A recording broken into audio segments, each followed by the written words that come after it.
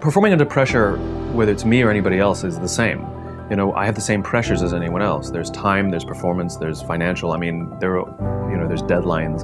My pressures are not unique. The situations may be different, but everybody has the same kinds of pressures.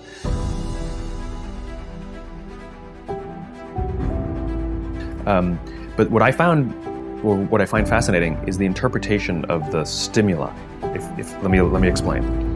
So I was watching the Olympics, this last Summer Olympics, and I was amazed at how bad the questions were that the reporters would ask all the athletes. And almost always, they asked the same question, whether they were about to compete or after they competed. Were you nervous, right?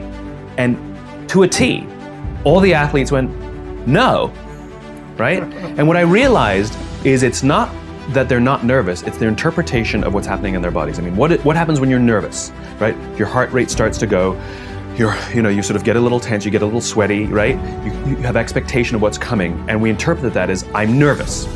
Now, what's the interpretation of excited? Your heart rate starts to go, you're anticipating what's coming, right? You get a little sort of like tense. It's all the same thing, it's the same stimuli. Except these athletes, these Olympic quality athletes, have learned to interpret the stimuli that the rest of us would say is nervous as excited. They all say the same thing. No, I'm not nervous, I'm excited. And so I've actually practiced it just to tell myself when I start to get nervous that this is excitement. You know? And so I used to speak in front of a large audience and somebody would say, how do you feel? I used to say, a little nervous. Now when somebody says, how do you feel? I'm like, really excited actually. And it came from just sort of telling myself, no, this is excitement.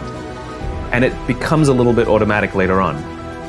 But it's kind of a remarkable thing to deal with pressure by interpreting what your body is experiencing as excitement rather than nerves. And it's really kind of effective. It makes you want to rush forwards rather than pull back, and yet it's the same experience. I talk to so many smart, fantastic, ambitious, idealistic, hard-working kids, and they're right out of college, they're in their entry-level jobs, and I'll ask them, how's it going? And they'll say, I think I'm gonna quit.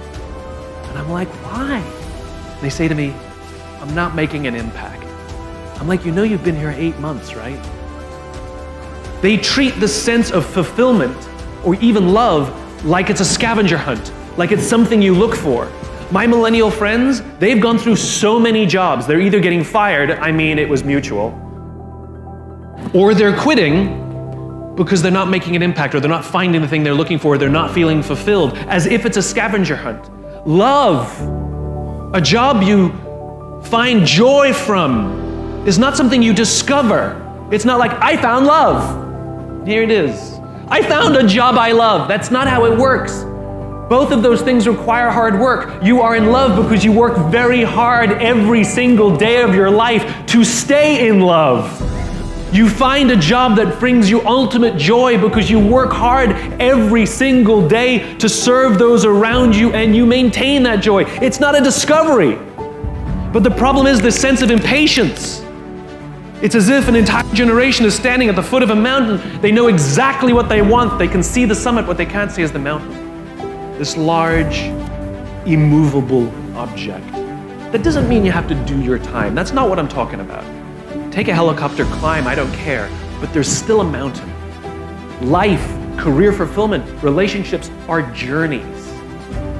The problem is, this entire generation has an institutionalized sense of impatience, and do they have the patience to go on the journey to maintain love, to feel fulfilled, or do they just quit and on to the next, dump and on to the next, ghost and on to the next?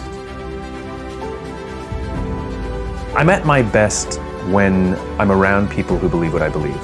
I know it seems silly, but I try very, very hard to sort of stack the deck, to put myself in a position of strength.